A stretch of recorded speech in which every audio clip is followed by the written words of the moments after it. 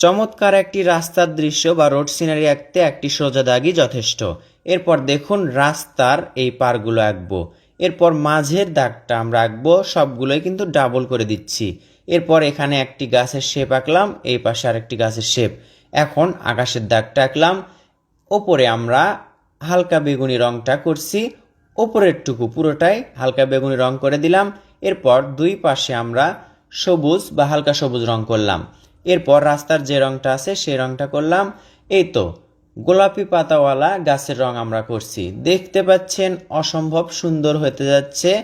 এই পেইন্টিংটা দারুণ সহজ, যা অন্য কেউ সহজে শেখানো যাবে, নিজে আয়ত্ত করে নিতে পারবেন। ডালগুলো আঁকার পর গাছগুলো অনেক সুন্দর লাগছে।